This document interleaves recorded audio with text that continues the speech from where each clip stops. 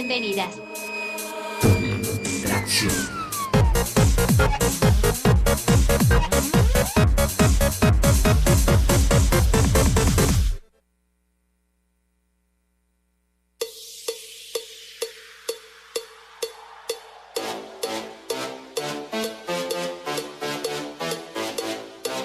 Hola gente, bienvenidos y bienvenidas a la Doble Tracción, el espacio de periodismo tan bueno que da risa, que ya no es de la Federación de Estudiantes de la UCR, en adelante FEUR. Ay, mae, ya lo dijo bien, qué milagro. Y milagro sería que los directivos del BCR hubieran accedido a dar la renuncia como les pidió Luisgui. Y no, según ellos no es por los varios milloncitos que se echan al bolsillo todos los meses, sino porque quieren llevar este proceso hasta el final. ¿Hasta el final de qué, Dow? Con ustedes, Esteban Hidalgo y Gabriela Justi. Y no, Ernesto no está enfermo, no está muerto, pero sí va para un mejor lugar, para apreciar sus colochos. Hoy en la noche se darán cuenta a dónde y entonces estén atentos. El día de hoy vamos a hablar del apagón analógico y vamos a tratar de comprender si estamos listos para el 15 de diciembre del 2017. Bueno, pero ¿qué es lo que se está apagando? El apagón analógico consiste en cambiar el espectro radioeléctrico. Este espectro es como una gran autopista por donde pasa la señal de radio, de tele y de celulares, las cuales pertenecen al Estado. ¿Por qué se deben cambiar, Esteban? Ilústrenos. Bueno, porque las señales analógicas ocupan un gran espacio y al pasarlas al digital se mejora la calidad y pueden haber muchos más canales. O sea, que si esta hora es como una autopista cambiando de señal analógica a señal digital, es como agarrar el puente de la Platina y hacer que tenga 12 carriles en total. Además de que se podría garantizar que se pueda ver la pensión en HD por tele abierta, o sea, gratis. Pero ¿quién maneja los carros por esta autopista? ¿Quiénes son los que utilizan estos carriles? Pues en CR solo Repretel cuenta con 8 canales de televisión, seguidos por la televisora cristiana con 7. ¿Qué es CR, Costa Rica? Sí. Al darse el apagón digital, estas compañías pasarían de tener el doble de señales en HD. O sea que Repretel de 8 canales pasaría a tener 16. En Costa Rica se cuentan con 73 frecuencias televisivas, pero esto no es un problema nuevo. El informe de julio del 2012, emitido por la Contraloría General de la República en Costa Rica, denotaba una evidente concentración de las frecuencias más rentables para la provisión de servicios de telecomunicaciones en uno de los pocos concesionarios. Bueno, pero desde el 2009 comenzó el plan para este dichoso apagón analógico, pero aún hay muchos vacíos que el país debe afrontar en cuestión de 3 meses. Para hablar de esto tenemos a Andrea Alvarado, periodista y representante de Red Mica, y presuntamente a Marcelo Jenkins, que no ha llegado, que es el exministro de Ciencia, Tecnología y Telecomunicaciones. Pero dedos cruzados. Ah, ya llegó, dicen, aquí está entrando. Doña Andrea, buenas tardes, gracias por acompañarnos. Muy buenas tardes, muchas gracias a ustedes por la invitación. Bueno, y antes de irnos a un pequeño corte así, muy rapidito, ¿usted considera que estamos listos para el apagón? No, definitivamente no lo estamos. Por muchas razones que discutiremos, me imagino, ahora Sí. después de la pausa. Don Marcelo, buenas, muchas gracias por venir. Buenas tardes, gracias por la invitación.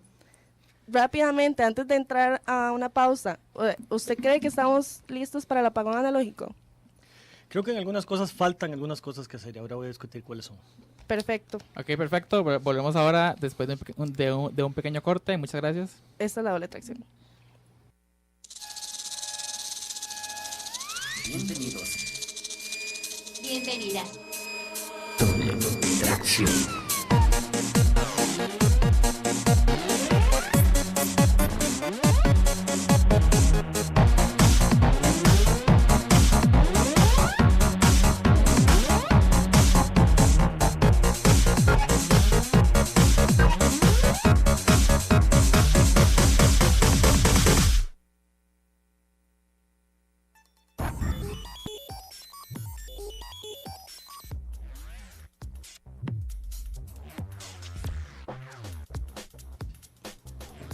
Bueno, ya estamos de vuelta aquí en la doble tracción.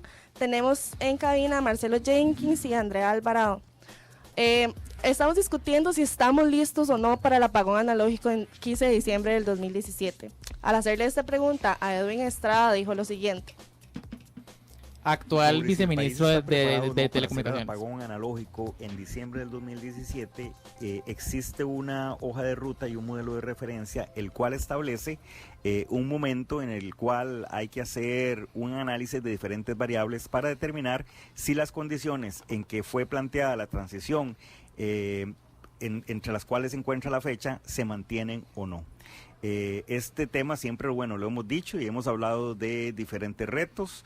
El primero de ellos es la preparación del habitante, y para esto es trascendental. Nosotros consideramos que aquí la transición, si bien es cierto, trae muchos beneficios desde el punto de vista técnico, pero trae más beneficios para el habitante. Entonces, bueno, esta es la razón de ser de la transición.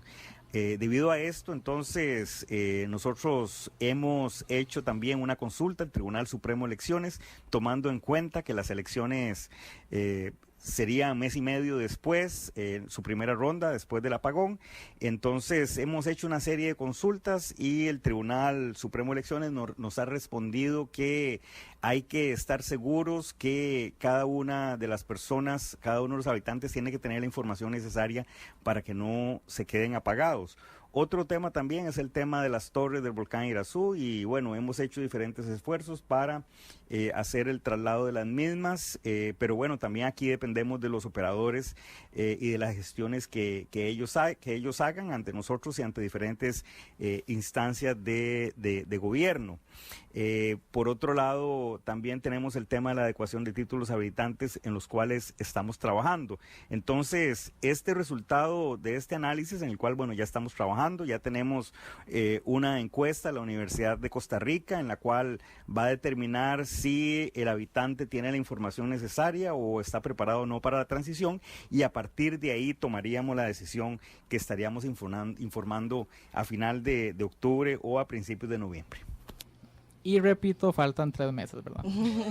Entonces, don Edwin Estrada, el actual viceministro de Telecomunicaciones, lo que dice es que hay que trabajar en ciertos aspectos.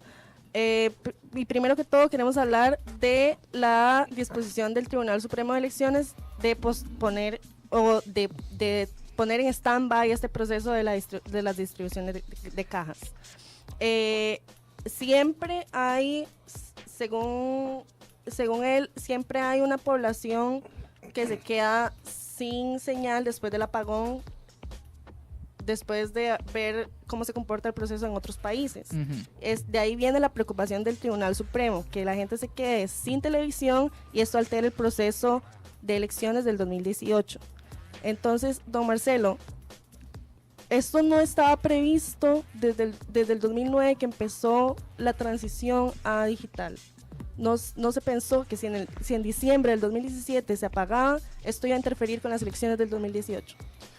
No conozco lo que la comisión mixta decidió y el decreto que salió en el 2009-2010 que definió esta fecha, ni por qué esta fecha en particular. No sabría contestar esa pregunta. Sí, nosotros, desde que yo entré al MESID, me preocupó el hecho de que estaba en media campaña electoral y estaba muy cerca de las elecciones.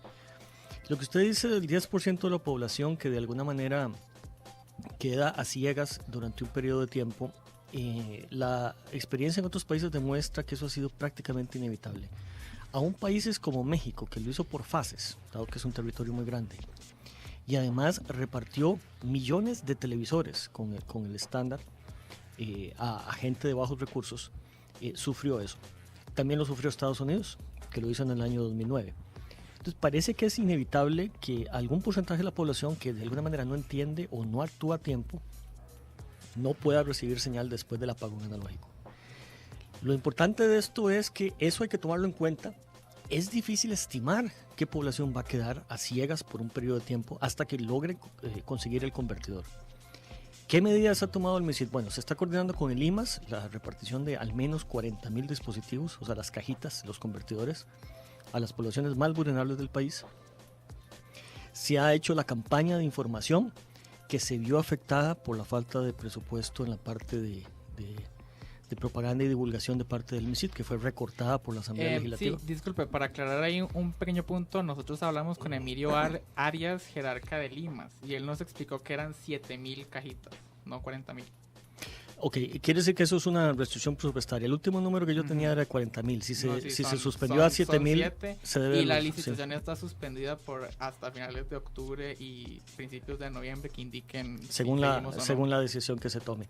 Obviamente, estos problemas se van a presentar, se haga ahora o se haga después. Es decir, nunca el país va a estar 100% listo. Eso simplemente no sucede. ¿Qué podemos hacer? Lograr diría yo, un 90% de estar listos desde el punto de vista de las 4 dimensiones que el viceministro Edwin Estrada mencionaba y tomar la decisión, ok, vamos con esto. Y después resolver los problemas que se presentan Ok, pero en la mejor coyuntura posible. Pero eso quiere decir que sí afectaría al proceso electoral. Bueno, esa es una decisión que está esperando el MISID de parte del Tribunal Supremo de Elecciones. No sé qué ha dicho el tribunal al respecto, no conozco la contestación, pero eso es una opinión que se le pidió al tribunal, eso sí conozco. Bueno, y Andrea, felicidades por encabezar la papeleta del Frente Amplio en Alajuela, ¿verdad? No la encabezo yo. Bueno, como, La como mujer. segundo, Ok, segundo, sí, ¿sabes? con mucho segundo gusto. está. Gracias Bueno, a usted. También, bueno, yo traigo esto a colación porque de acuerdo con jerarcas del CINAR y del canal UCR, con lo que usted ha participado en diferentes foros, los canales no van a estar listos, tengan el dinero o no, con respecto a infraestructura para el 15 de diciembre, ¿verdad? Esto quiere decir que de darse el apagón analógico, estos canales estatales quedarían fuera del aire. ¿A usted esto le preocupa? Pues debido a que el sector privado en comunicación no está obligado a incluir a todos los partidos políticos en debates. Bueno, lo primero que quisiera decir es que es evidente que el país no está preparado para la entrada en vigencia de la televisión digital. Han habido muchísimos retrasos, falta de planificación por parte del Ministerio de Ciencia y Tecnología. Es decir, ahora el MISID hace una consulta al tribunal 3 meses antes de que se ejecute un proceso tan importante que requiere tanta planificación. Es evidente también que usted le pregunta a la gente en la calle qué entiende por televisión digital o por apagón analógico y hay un tremendo desconocimiento. No, es no decir, saben nada. nadie, ¿verdad? Ahora se va a hacer una encuesta en la UCR que nos va a dar la razón en el sentido de que la población no está informada con respecto a este importante tema, pues porque el proceso no se dio como se debería, se atrasó la importación de las cajas convertidoras, la venta de televisión, de televisores, de aparatos con estándar japonés brasileño, que es el que se va a implementar en Costa Rica, también se retrasó. Es decir, ha habido una muy mala planificación de la entrada en vigencia del proceso en cuanto a información y en cuanto a lo técnico, digamos, que requiere ese proceso. Pero lo que más nos interesa, digamos, como sociedad civil, y digo como sociedad civil porque si bien es cierto soy candidata a una diputación desde hace 15 o 22 días, yo tengo más de 10 años de estar investigando y trabajando en este tema y soy una de las fundadoras de una organización de sociedad civil que se llama Red Mica, que tiene ya 9 años de existir. Entonces, quienes le hemos llevado el pulso a este tema y quienes hemos desarrollado investigación, etcétera, lo que más nos preocupa es que no se ha dado una discusión y un debate nacional sobre cómo se van a repartir esa ganancia espectral, ese espacio que va a quedar del reacomodo, quiénes van a tener derecho a eso, cuáles van a ser los procedimientos para acceder a eso y sobre todo un tema muy importante que venimos apuntando desde la academia y desde la sociedad civil y es cómo vamos a impedir la altísima concentración de medios de comunicación en pocas empresas que se potenciaría con la entrada en vigencia de la televisión digital, que es una preocupación mayor, ¿verdad? Y que no estamos atendiendo como país, que hemos desatendido como país, a pesar de que desde el 2012 la Contraloría General de la República nos dio 2 meses para elaborar una herramienta para controlar la concentración.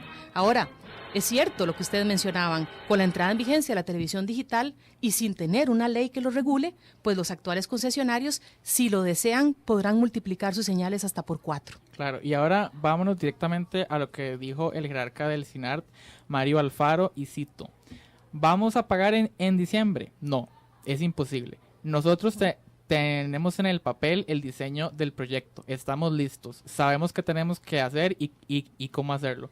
Si ustedes me dan el dinero hoy, yo les tengo que decir que no lo podemos hacer en diciembre, porque solo levantar las torres es un periodo de 4 a 5 meses.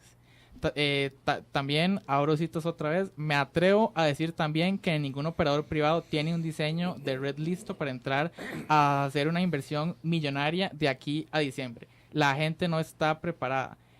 Don Marcelo, ¿cómo se espera dar el paso a la televisión digital si aparentemente nadie está listo o tiene alguna red? Bueno, parte de lo interesante que uno tiene que preguntarse aquí es si el decreto de migración a televisión digital salió en el año 2010, ¿cómo es que 7 años después los operadores públicos y privados no están listos para hacer la transición, si desde entonces sabía que se iba a hacer el 15 de diciembre de este año. Parece que como buenos ticos todo lo dejamos para último, después corremos, y lo que pedimos es una ampliación más de tiempo. Sucede así con todo. Todas las concesiones son así. Llámese de autobuseros, de taxistas, de esto, lo otro. Cuando se ponen requisitos, generalmente eso sucede en este país. Y eso lo que hace es alargar un poco el progreso, porque la migración a televisión digital es un progreso no solo para los usuarios, para los televidentes, sino para el Estado mismo, por las frecuencias que se liberan y el uso que el Estado puede darle a estas frecuencias. Entonces yo veo eso como algo lamentable que haya sucedido. Sabemos que en el MISID ha recibido 12 o 13 permisos experimentales y los ha otorgado. Quiere decir que hay 12 o 13 operadores privados, incluyendo Canal 13, el CINART, que están transmitiendo digital en este momento. En algunos casos con cobertura limitada, pero que ya han hecho su inversión en la parte experimental. Nosotros, y no nos toca, y aquí en la UCR, o no le toca tampoco al MISID ver el diseño de la red de cada uno. Le toca al operador hacer el diseño de su red, ver el despliegue de sus torres, de sus transmisores, y pedir el permiso o la adecuación del permiso de transmisión al ministerio. Eso sí le toca a cada operador. En el caso del CINART, yo lo que entiendo, y en conversaciones que yo tuve con el director de esto hace meses, es el problema del financiamiento, que es el mismo que se está dando en algunos operadores privados, que es cómo pago yo la inversión que esto requiere, torres, transmisores, dónde lo localizo, y esto vino agregado al problema de las torres del volcán Irazú. Una de las principales que está en peligro es la del CINART, que es una de las primeras que tiene que ser movida. El CINART no ha podido hacerlo a la fecha de hoy, entonces tiene un doble problema ahí. Ahora, ese es el canal del Estado, que es en realidad una sociedad anónima, pero el Estado es dueño de la misma.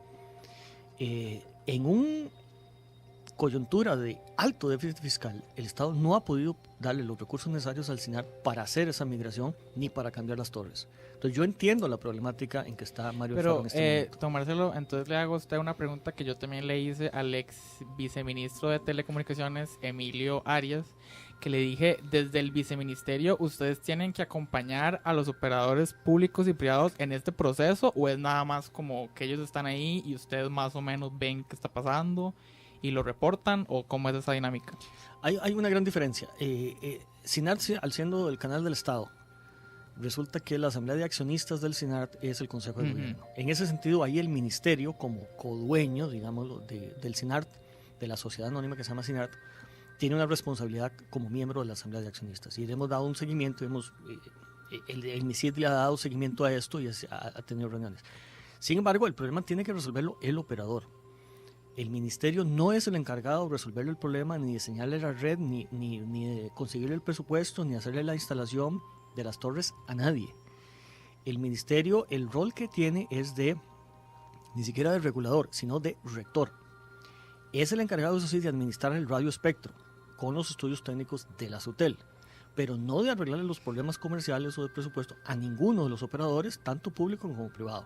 Y eso incluye, por ejemplo, el Canal 15 de la Universidad de Costa Rica, que es autorresponsable de ver cómo va a financiar la parte de televisión digital.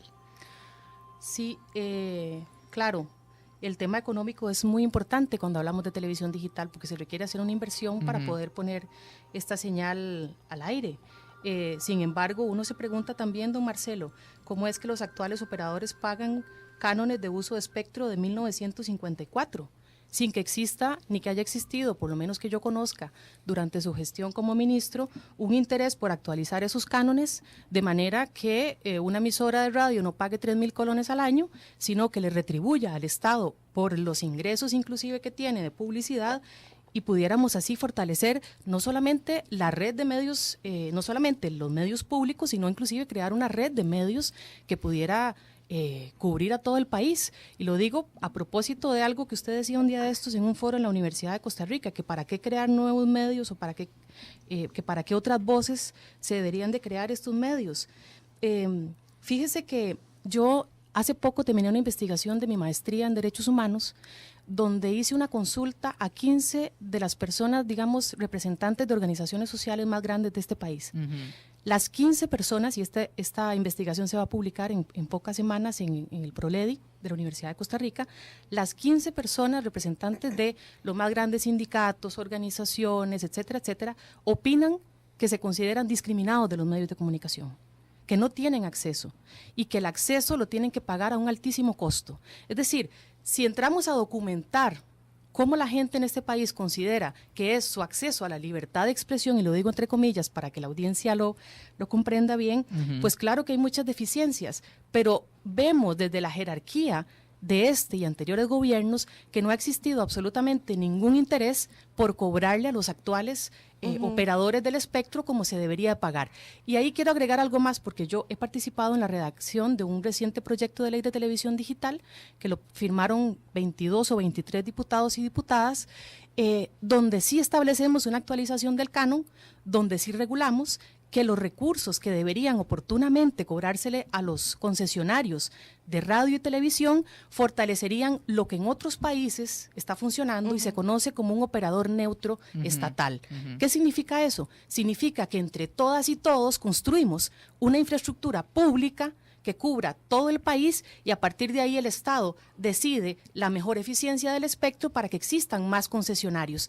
La política que tiene este gobierno y que ha impulsado el ministerio es que los actuales operadores manejen su parcelita y hagan con ese espacio del espectro lo que quieran. Sí, a propósito de eso, le preguntamos al actual viceministro Edwin Estrada qué está haciendo el MISIT, o sea, qué se está haciendo desde el MISIT para actualizar esta normativa, y dijo lo siguiente.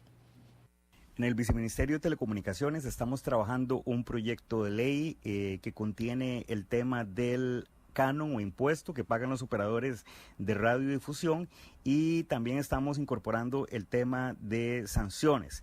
Esto a partir del informe de la Contraloría General de la República, el de FOE 6 del 2012 y el de FOE 5 del 2013, donde sugiere una serie de temas a tomar en cuenta para una posible ley de radio. A partir de ahí nosotros hicimos un informe y un estudio e hicimos una consulta ante la Procuraduría General de la República, que es el órgano competente para hacer este análisis jurídico, es el asesor del Estado, y obtuvimos un dictamen vinculante, el cual es de obligatorio acatamiento, y nos dice que la Ley General de Telecomunicaciones, la Ley de Radio y la Ley General de Contratación Administrativa es legislación suficiente para regular el tema de manejo de espectro en radio. Bueno, ahí nos dice don Edwin que él considera que la legislación actual es suficiente para regular el espectro radioeléctrico en el país. Desde Red Mica, ¿ustedes no consideran que eso sea suficiente? No, desde Red Mica y desde la Relatoría de la Libertad de Expresión, que ha emitido un documento que hemos estudiado bastante bien, donde hace las recomendaciones para todos los países, basándose en los estándares de libertad de expresión, de cómo deberían ser las legislaciones que regulen la televisión digital. Y el primer punto de ese documento es que debe existir una legislación clara y actualizada sobre esta materia, no sobre otra materia. Es decir, la Ley General de Telecomunicaciones, si bien es cierto, en algunas partes se ha estado aplicando a radio y televisión, ¿verdad? Porque en otras no se puede, porque la misma ley, sí. Claro, en el artículo 29, la misma ley excluye ciertos temas de materia de radiodifusión. Lo que sí está claro es que hay temas que quedan por fuera de la regulación de la Ley General de Telecomunicaciones. Y quiero entrar nada más a un detalle rápidamente, porque sé que el tiempo apremia. Corre, sí. No podemos otorgar concesiones de radio y televisión basándonos en la Ley General de Contratación Administrativa, porque no podemos otorgar un recurso de interés público como si estuviéramos otorgando una concesión de papel higiénico para un ministerio o un puente. Resulta que no funciona así y no debería funcionar así. Es decir, yo misma me senté con el procurador y la subprocuradora después de este informe, y ellos me dijeron, bueno, en realidad es que hay también una mala interpretación del informe, pero eso creo que lo vamos a discutir en otros estrados, digamos. Lo que sí es que tiene que haber claridad sobre cómo se van a repartir esas concesiones, y tiene que haber claridad sobre cómo controlar la concentración de medios, porque en este país no puede ser que haya una única empresa de televisión que, si bien lo desea, a partir de diciembre pueda tener 20 señales de televisión. Es decir, eso en un país con las dimensiones de Costa Rica es fatídico para la democracia. Sí, ahora, hablando un poco sobre la preparación del habitante, que también mencionaba esto Edwin Estrada, que era muy importante para la transición entre analógico y digital, según el cronograma de la hoja de ruta que nos brindó el MISID, dice que la implementación de campañas de divulgación tuvo que haber empezado a inicios del 2016. Usted estaba en el MISID en ese entonces. ¿Qué fue lo que pasó? ¿Por qué no hay campañas de divulgación hasta entonces? Sí se han hecho, pero no con el alcance que originalmente habíamos pensado. Y eso se debe básicamente al recorte presupuestario que sufrió el MISID en la parte de ese rubro presupuestario que estaba destinado a esta campaña, que se ha hecho a través del SINART. Alternativas, el MISID siguió el camino de trabajar con los operadores públicos y privados para hacer campañas voluntarias. Si ustedes han visto los anuncios y el diseño del bichito azul, que es el personaje que invita a la gente a televisión digital, y ustedes ya ven los spots en televisión. Obviamente nunca va a ser suficiente eso, porque es una campaña voluntaria. ¿Qué va a pasar si la gente no sabe qué hacer en diciembre del 2017? ¿Qué pasa? Si la gente no compra las cajas, si la gente no las tiene porque alguien más no se las dio, ¿qué pasa? No, hay mucha confusión. Además, el ciudadano confunde mucho la televisión digital con cable digital y no tiene nada que ver una cosa con la otra. Lo primero que yo le digo a la gente es, si usted tiene televisión por cable y 2/3 de los hogares de este país la tienen, usted no va a sufrir ningún cambio. El otro tercio de los hogares, que obviamente incluyen a las poblaciones más vulnerables y más pobres de este país, que tienen televisión abierta, que representan más o menos la mitad de la población, mucha de esa fuera del Valle Central, son los que tienen que pasar este cambio. ¿Cómo le llega uno a esa población? Por el mismo medio que va a sufrir el cambio, y esa es la televisión. Es absolutamente imposible para el gobierno, y menos para el MISID en este caso, montar una campaña publicitaria pagada.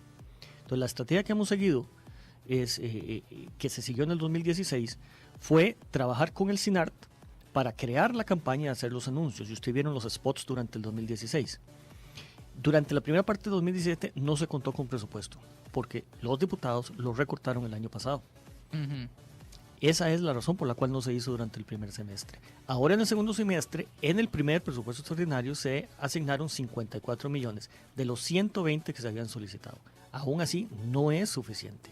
Y ustedes ya empezaron a ver los spots en televisión. Es un poco tarde. Sí, así funciona este país.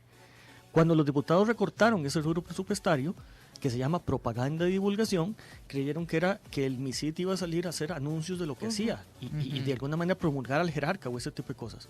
Nosotros explicamos en la Comisión de Hacendarios que era para la campaña de divulgación y educación de la población de televisión digital. Y yo expliqué en esa comisión en septiembre del año pasado para qué era ese dinero.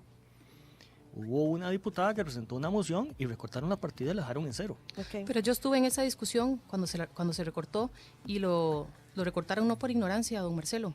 Había un grupo de diputados del PAC y del Frente Amplio que dijeron que no querían divulgar, que no querían dar recursos para divulgación mientras el enfoque de la campaña no fuera divulgar realmente cómo se va a hacer la transición y cómo se va a distribuir el espectro, que es el tema que ustedes no divulgaron ni están divulgando. Es decir, la discusión, y esto quiero que la audiencia lo tenga muy claro, la discusión no solamente es una discusión técnica sobre las cajitas convertidoras y los televisores. Estamos hablando de un recurso valiosísimo, pero que habrá grupos que les interesa, que no se sepa. Pero yo ahí estoy pues, en total desacuerdo con Andrea, porque esa campaña es una campaña de educación a la población que va a ser hay que hacerla. La discusión que vos hablas hacerla. es una discusión que se hace en foros, o se hace en la Asamblea Legislativa. No ocupás poner un spot televisivo que cuesta un montón de plata para hablar de esto. Bueno, ¿cuántos foros ha hecho el MISID para discutir con la población sobre este tema? Ninguno. ¿Cuántos foros ha hecho la UCR? Muchos. Yo la semana pasada estuve en uno, usted estuvo hace 15 días en otro, dentro de 15 días hay otro. Es decir, nosotros estamos haciendo nuestra parte, el MISID no está haciendo su parte. El MISID tiene muy pocos recursos para hacer su parte. No tenemos un medio como este, no tenemos una radio, no tenemos una televisión. Si nosotros no entramos con esa campaña de divulgación, y eso fue un error de los diputados que legislaron de esa manera, y bueno, tienen todo, es la prerrogativa de un señor diputado. Pero entonces ahora yo les expliqué en ese momento ¿quién va a quedar al descubierto? La población más vulnerable de este país en la transición. Bueno, y eso es un error Y presupuestario. lastimosamente la doble tracción no cuenta con tanto tiempo tampoco. Y ya se nos acabó el programa. Muchas gracias a don Marcelo Jenkins y a doña Andrea. Muchas gracias. Les agradecemos Gracias. su participación. Andrea es de la Red Mica, para que quede claro. Gracias. Y don Marcelo es el ex ministro del MISID. Muchísimas gracias por escucharnos y Nos chao. vemos la siguiente semana en la doble tracción. Nos escuchan, no nos ven. Rajado.